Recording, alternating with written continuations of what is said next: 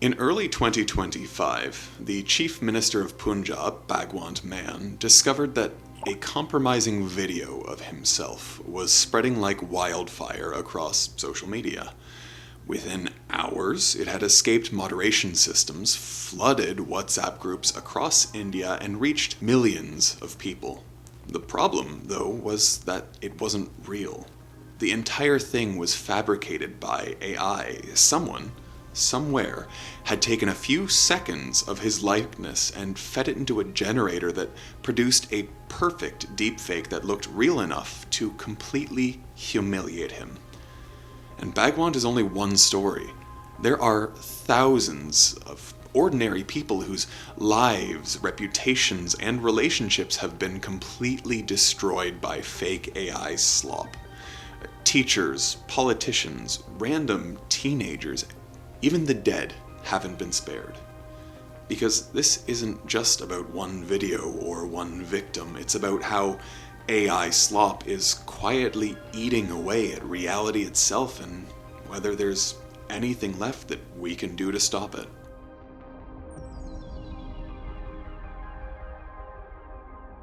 The rise of artificial intelligence was supposed to be a story of infinite progress, about curing disease, decoding the universe, and transforming human life. It was the promise of salvation, a utopia, where AI would handle all the menial tasks and we would finally be free to engage in greater, more fulfilling pursuits. Well, instead we got this. A technological revolution designed to enrich the few while the rest of us bear the cost. The slow erosion of trust, where you can't tell what's fake and what's real anymore, the loss of jobs and livelihoods, or, at the very least, the creeping realization that the tools meant to empower us are, in fact, replacing us. And all of this without even mentioning the actual physical cost. Vast data centers burning through energy at a scale that's pushing the planet closer to climate catastrophe faster than ever before. And all of this, for what? So the President of the United States can drop doo-doo on peaceful protesters from his imaginary fighter jet? These companies keep promising artificial general intelligence, yet all they actually do is release tools that make it easier to create nonsense like this. Endless, low-effort content that's scraped, remixed, and then spat out by machines. We were promised AI that could find the cure for cancer, figure out how to explore deep space, and find a way to extract more resources than humanity could ever need. Instead, all we get is the AI, and this is a new word, the sloppification of the entire world. Everywhere you look, it's just all digital trash. A YouTube report found that nearly 1 in 10 of the fastest growing channels on the planet are made entirely by AI-generated content. Like this channel, Super Cat League, with over 4 million subscribers. It pumps out surreal animated stories about cats in soap opera scenarios, all of which is just slop. The visuals are uncanny, the dialogue is nonsensical, and yet millions of people watch it. The new internet is being filled with machines instead of artists. It's tempting to laugh and look at it as just another quirk of the digital age. Fine, sure. But the deeper you look, and I do want you to look deeper at this, the more you realize what we are actually losing here. When every image, video, and voice can be generated instantly, the connection between effort and meaning collapses. The more content we produce, the less any of it matters. And all you have to do is look at the content these tools produce. Short videos that are just stimulating enough to keep your eyes on the screen, just absurd enough to keep you hooked, but never meaningful enough to make you stop and think, or even remember anything about the video once it's done. Psychologists call this the junk food of the mind, instant gratification without nourishment. For children, growing up in this environment, the line between reality and simulation is dissolving. AI-generated cartoons flood their feeds, bright colors, endless motion, but no story. Each clip is designed to be just engaging enough to hypnotize. Psychologists call it brain rot, but it's more than that. It's conditioning. The endless scroll trains the brain to expect constant novelty, constant stimulation, and constant reward. And when reality doesn't move as fast, reality starts to feel boring. But this isn't just about attention spans, it's about how AI is reshaping the texture of our shared reality. When every corner of the internet is filled with low-effort simulation, distinguishing what's real becomes exhausting. That's what makes cases like Bhagwant Man's deepfake so insidious, because he was a high-ranking politician. Experts were quick to step in and clarify that the video wasn't real. But that raises two deeper problems. The first is, what happens when the victim isn't powerful enough to fight back? Like the teacher in New Jersey who lost her job after students used AI to create a fake explicit video of her.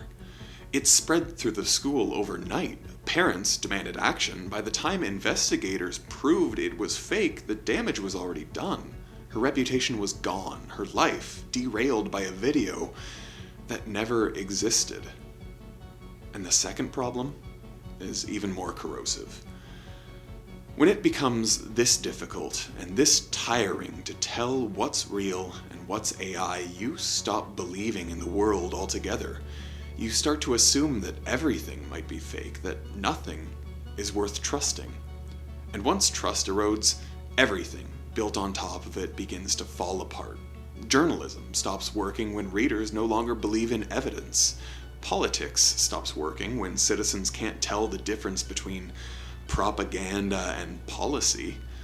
Even relationships start to break down when people begin doubting the voices and faces of those they love. That's what a low-trust world looks like. It's not a panic in the streets, but a slow, numb detachment from reality itself. People stop caring whether something is true because the effort to find out just feels pointless. And when the truth becomes optional, so does the responsibility to act on said truth. And this degradation is accelerating.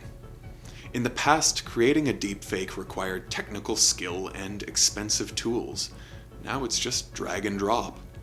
The same generative systems that produce synthetic art can just as easily create political propaganda, celebrity adult content, or fake news. OpenAI's newest experiment, Sora 2, was marketed as a creative revolution, quote, a TikTok for AI videos, as one reviewer put it. But what it's actually produced is a tidal wave of low-quality, overproduced sludge. Clips so algorithmically precise they lose any trace of authenticity. One critic described them as slick, expensive, but totally unwatchable. Data analysts estimate that by the end of 2025, this current year, up to 90% of all content online will be AI generated. 90%. Just imagine that. An internet where nearly everything, every post, every comment, every image is written, spoken, or visualized by something that doesn't exist. What happens to culture when most of it is fake?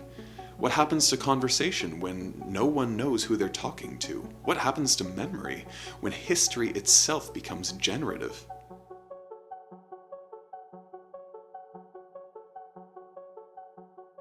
When reality can be altered so easily, truth becomes irrelevant. That's the world artificial intelligence has built.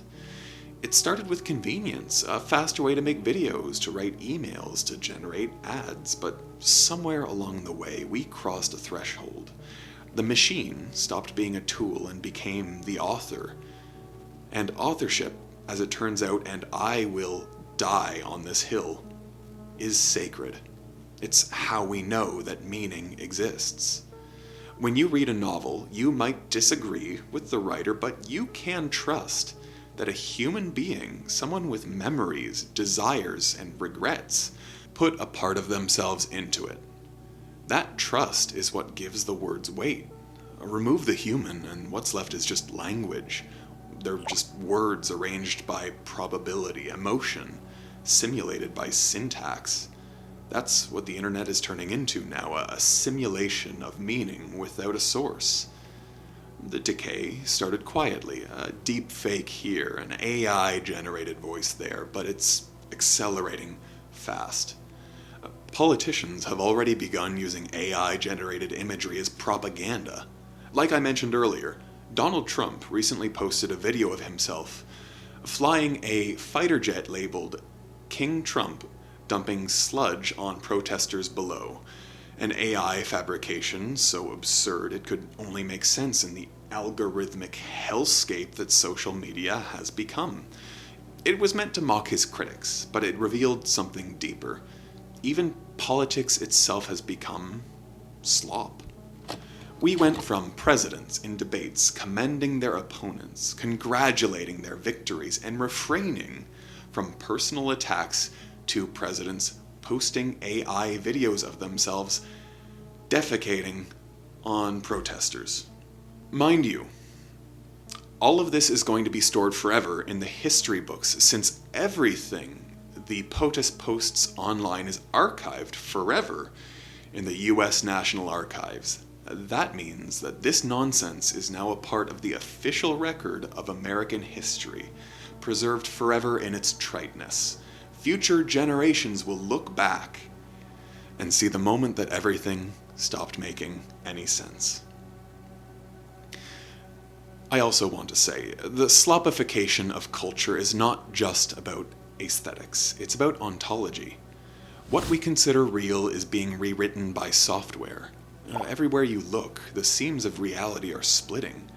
An AI-generated image of the Pope in a white Balenciaga coat went viral, fooling millions. Fake news videos are now indistinguishable from real broadcasts. Dead celebrities are reanimated without consent, used to sell products that they never endorsed, speak words that they never said. Bob Ross, Martin Luther King Jr., Marilyn Monroe, all have been digitally resurrected by corporations that treat memory as another asset to exploit. The families of these public figures have come out to publicly complain about the likeness of their loved ones being exploited, but as long as it doesn't affect the stock price of AI companies, nothing's going to happen. Philosophers used to ask, what is real? Now we are all forced to. The problem is that most people don't want to be bothered by that question for too long, so we all just ignore everything.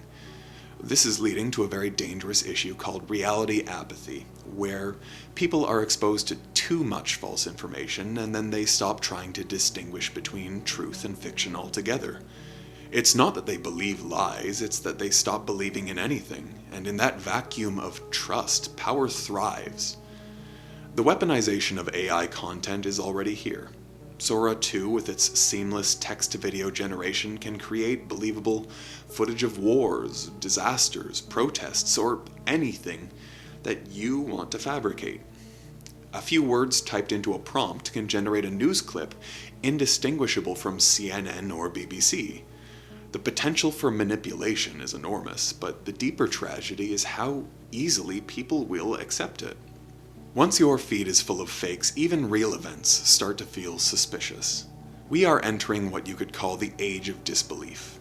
For most of human history, reality was a shared experience. We could disagree about what it meant, but at least we agreed that it existed, at least for the most part.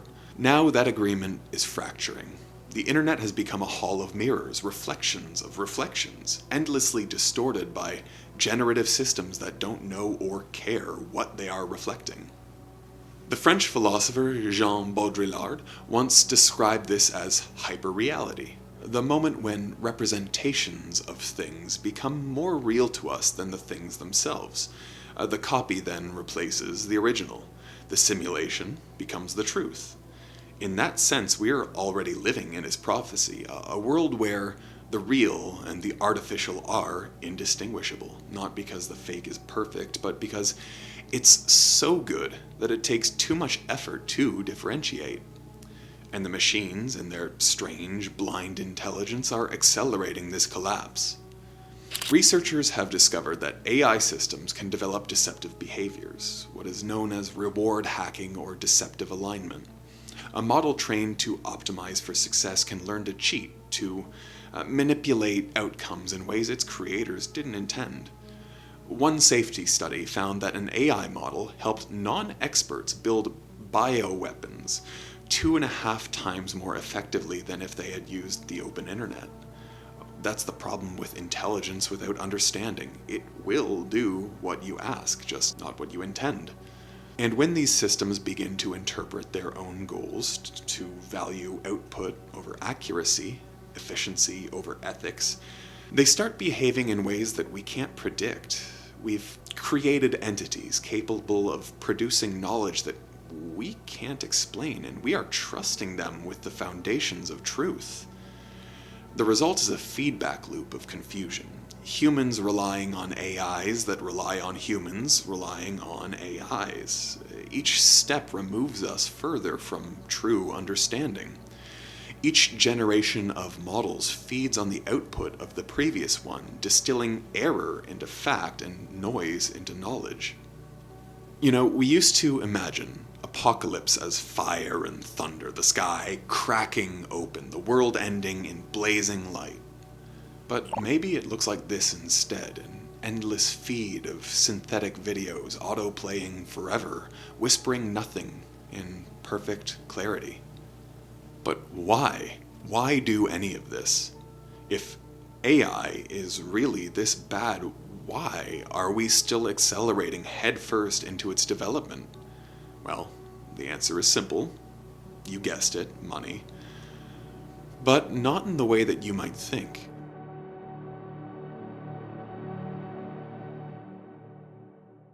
So get this. The entire US economy is now being propped up by AI investment. In the first half of this year, every percentage of GDP growth came from AI spending. Every percentage. Data centers are rising across the country at a pace unseen since the construction of the interstate highway system. Analysts estimate that in the last 3 years alone, more money has been spent constructing AI data centers than was spent building the entirety of the US interstate highway system over 40 years. Then, also consider the fact that wherever these data centers are built, the electricity prices for all residents of that area go up significantly because of how much electricity they consume. So, basically, the working class is funding the creation of AI systems that will take their jobs and means of livelihood. And yet, the government complains about regular people taking handouts, when it's the biggest companies that receive the most handouts. To make matters even more infuriating, all of this is just built on sand. To justify the infrastructure, AI companies would need to generate over $2 trillion in annual revenue by 2030, more than Apple, Amazon, Microsoft, Meta, and Nvidia combined. So far, they're billions of dollars short. It's a bubble. And like all bubbles, it's inflating on hype, on the idea that AI will transform work, rewrite industries, and eliminate inefficiency. But study after study tells us a different story. An MIT analysis found that 95% of companies experimenting with large language models failed to see any profit. Productivity gains are negligible, and yet layoffs continue, especially in the very sectors building these tools. Amazon reportedly cut 14,000 employees, many of whom worked in AWS. Well, guess what happened? That's right, nearly a third of the internet went down because of a server shutdown. And the number of AWS outages recorded has gone up by a tremendous amount. But that's just the thing about bubbles. They don't need to work. They just need to look like they're working. The AI economy thrives on spectacle. That's what all this AI slop is for. Demos of photorealistic videos, synthetic songs that mimic dead artists, chatbots that sound almost human. Each new reveal is presented as proof of an inevitable future that AI will save us. It will revolutionize every industry. It will make everything efficient.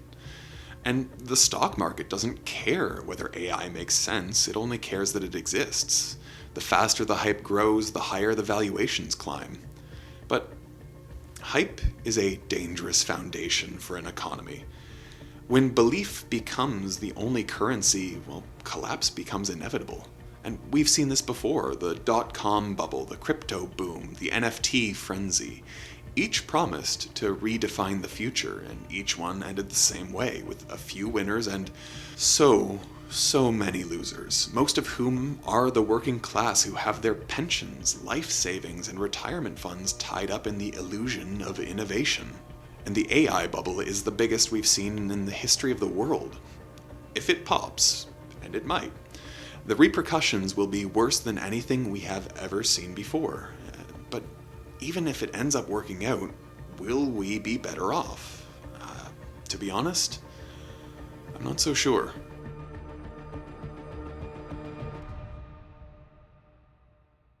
Executives speak openly now about replacing people. The CEO of Anthropic, one of the largest AI companies in the world, recently predicted that AI will eliminate half of all entry-level white-collar jobs within 5 years. On the one hand, we can say he's just trying to hype up the bubble and that this will never happen, but, well, what if it does? How does this benefit even the AI companies? What happens when all those jobs are gone? Who will be left to buy the products that all of these companies are selling? Well, this is the final irony of a sloppified world. The very tools that promise to make life easier may end up making it harder, poorer, and more fragile than ever before. Beyond the loss of work, there's also a loss of culture. The internet, in my opinion, was never supposed to feel this way. It was supposed to be a map of human experience. Chaotic, sure, but alive. Now it's feeling increasing like a landfill of our own invention, a trillion fragments of auto-generated culture stacked on top of each other, compressing everything genuine until it's entirely unrecognizable. We built machines to amplify us, but we ended up amplifying nothing. When we talk about the AI sloppification of the world, we're really talking about a kind of cultural entropy, the gradual loss of structure, depth, and meaning. Each new system that makes creation easier also makes it emptier. The easier it becomes to generate something, the harder it becomes to care about it. That's the paradox at the core of this moment. We are building tools that can make anything, and in doing so, we've made everything meaningless. The danger isn't that AI will become too smart. It's that we are going to become too complacent. That we'll start mistaking ease for progress, quantity for quality, imitation for insight. And then I'm afraid we might stop asking why we make things at all. Because the truth is, the slop doesn't scare me because it's ugly. It scares me because it's fine, it's palatable, it's acceptable, it's just good enough. It's the mediocrity that slips in through the cracks and replaces the real without any resistance. And when everything is good enough, nothing is great. We forget that effort, the very thing AI is designed to eliminate, is what gives life its texture. The best art, the best writing, the best ideas all come from friction, from struggle, revision, failure, and care. Meaning isn't at all part of the outcome. It's the process. The tech industry doesn't want you to think about intention. It wants you to think about scale, about the ability to make more, faster, cheaper. Meaning isn't scalable. You can't mass produce sincerity. You can't automate authenticity. Human creativity has always been slow for a reason, and a good reason, I might add. The slowness forces you to pause and think, to reflect. It forces judgment. It forces care. Without care, creation is just noise. And we have to remember that art, and by extension, all communication, is an act of empathy. It's one mind reaching out to another. That's what makes it so powerful. That's what makes it worth doing. Machines can mimic that connection, but they can't feel it. They can generate the appearance of empathy, but they can't understand what it means to be understood. Machines are learning to write symphonies, paint portraits, and film scenes, but they don't know what loss feels like. They don't know what it means to fail, to long, to love, to remember. So the question isn't whether AI will replace us, it's whether we'll still be recognizably human when it's done. If you strip away everything synthetic, what's left? What makes something human? Well, I can venture a guess. Maybe it's this: the willingness to care when caring isn't profitable, to make something honest when no one's watching, to choose depth in a world that rewards speed, to pause, even for a moment. Because the only way to fight slop is with sincerity, to create something that couldn't have been made from a machine, something born from curiosity, not calculation, from imperfection, not precision, something alive. The internet does not need more content. It needs more creators. People willing to bring their whole selves to the act of making, not to feed the algorithm, but to look across the screen and reach out to touch the human on the other side, to share what it means to be human, bags of meat floating on this marble rock, trying to understand why any of it is, and what any of it means.